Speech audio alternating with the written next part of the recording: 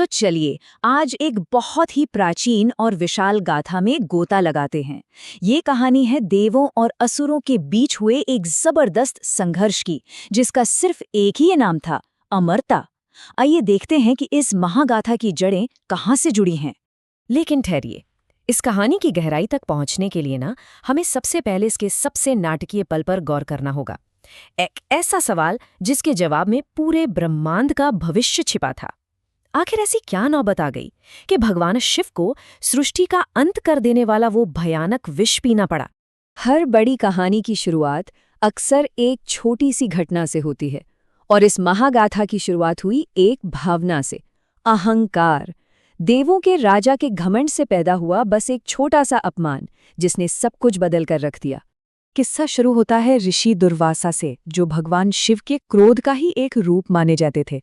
उन्होंने महादेव की दी हुई एक दिव्य माला देवराज इंद्र को भेंट की, पर इंद्र उस समय अपने ऐश्वर्य और पद के नशे में इतने चूर थे कि उन्होंने उस भेंट का सम्मान ही नहीं किया। माला को अपने हाथी ऐरावत की सूंड पे रख दिया, जिसने उसे जमीन पे गिराया और पैरों तले कुचल दिया। और बस ये अपमान देखकर ऋषि दुर्वासा का क्रोध 7वें आसमान पर पहुंच गया। और ऋषि का क्रोध जब भड़का तो उन्होंने श्राप दे दिया।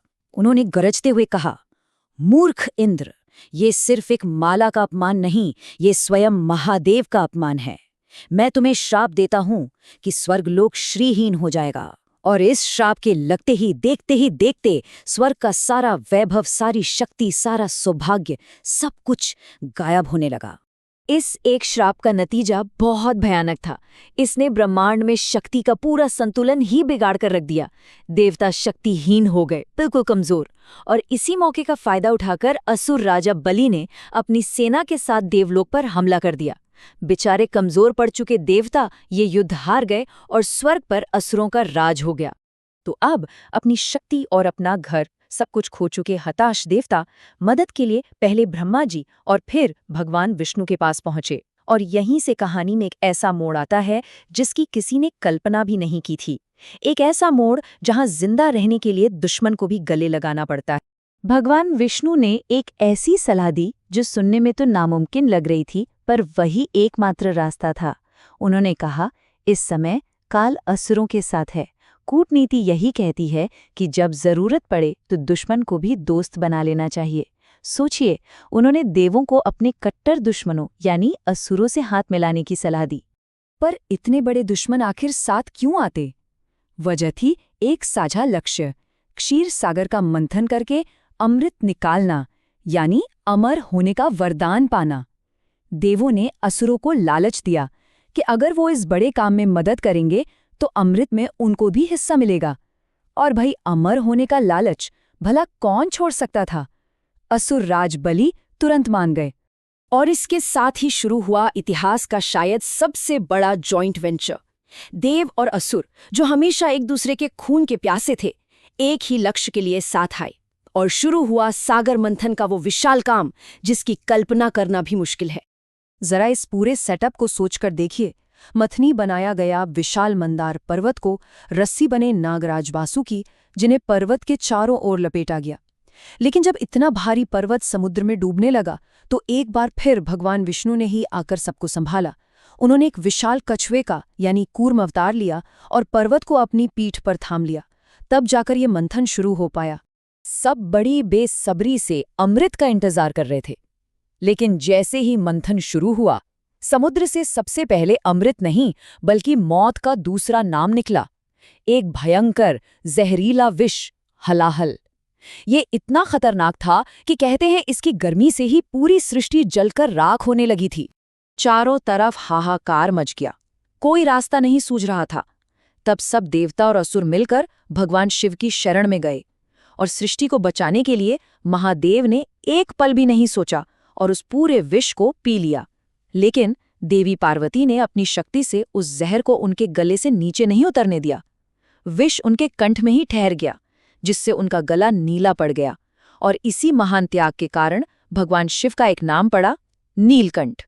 महादेव ने तो सृष्टि बचा ली। इसके बाद मंथन फिर से शुरू हुआ और इस बार सागर ने अपने असली खजाने लुटाने शुरू किए, जो कहानी को उसके क्लाइमैक्स तक ले गए। एक के बाद एक दिव्य रत्न निकलने लगे। कामधेनु गाय, ऐरावत हाथी, कल्प वृक्ष, यहाँ तक कि चंद्रमा भी।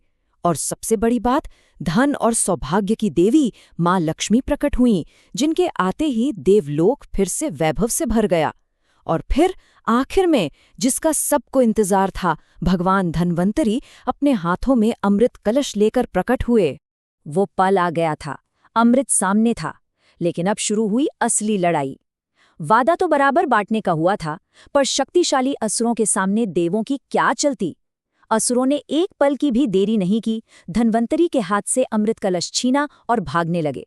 और फिर से एक भयंकर युद्ध छिड़ गया। जब लगा कि सब कुछ हाथ से निकल जाएगा, तब भगवान विष्णु ने अपना आखिरी दांव चला।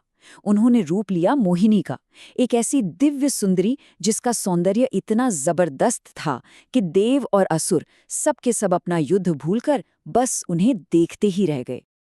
मोहिनी ने सबको शांत किया और वादा किया कि अमृत सबको बराबर मिलेगा। उन्होंने देवों और असुरों को अलग अलग लाइनों में बिठा दिया और फिर उन्होंने सिर्फ देवताओं की लाइन में अमृत पिलाना शुरू कर दिया। असुर तो उनकी सुंदरता में ऐसे खोए थे कि अपनी बारी का इंतजार ही करते रह गए। लेकिन एक असुर था, राहु, जो बहुत चालाक था। वो देवता का भेष बदलकर उनकी लाइन में जा बैठा, पर सूर्य और चंद्रदेव की नजरों से वो बच नहीं पाया। उन्होंने इशारा कर दिया और इससे पहले कि राहु अमृत को निगल पाता, भगवान विष्णु ने अपने सुदर्शन चक्र से उसका सिर धड़ से अलग कर दिया। लेकिन तब तक थोड़ी देर हो चुकी थी। अमृत की कुछ बूंदें उसके गले से नीचे उतर चुकी थीं, इसलिए सिर कटने के बाद भी उसका सिर और धड़ दोनों अमर हो गए। और यही सिर और धड़ ब्रह्मांड में राहु और केतु के नाम से जाने गए। तो इस तरह देवताओं को अमरता मिली और असुरों की हार हुई। लेकिन ये कहानी सिर्फ यही खत्म नहीं होती। असल में इसका असर आज भी हमारी संस्कृति और हमारी परंपराओं में जिंदा है। कहा जाता है कि जब असुर अमृत का कलश लेकर भाग रहे थे, तो उस छीना झपटी में अमृत की कुछ बूंदें धरती पर 4 अलग-अलग शहरों में गिरी। और इसी घटना ने एक संख्या को हमेशा के लिए बहुत खास बना दिया, 12। और इसकी जीती जागती विरासत आज भी हमारे साथ है। हर 12 साल में कुंभ का मेला लगता है, उन्हीं 4 पवित्र जगहों पर जहां अमृत की बूंदें गिरी थीं। इसके अलावा श्रावण का जो पूरा महीना है, वो महादेव के उसी महान त्याग को याद करने और उनका धन्यवाद करने के लिए समर्पित है। भक्त उन्हें जल और दूध जैसी ठंडी चीजें चढ़ाते हैं, ताकि विष की गर्मी से उन्हें राहत मिले। देवता जीत गए, असुर हार गए, देवलोक में शांति लौट आई, सब कुछ ठीक हो गया है ना? शायद नहीं। कहानी के अंत में भगवान विष्णु एक बहुत गहरा सवाल छोड़ जाते हैं। क्या शांति कभी हमेशा के लिए होती है? वो कहते हैं, लीला कभी समाप्त नहीं होती, वो बस अपना रूप बदलती है। ये हमें याद दिलाता है कि शायद अच्छाई और बुराई के बीच का ये संघर्ष एक कभी न खत्म होने वाला चक्र है।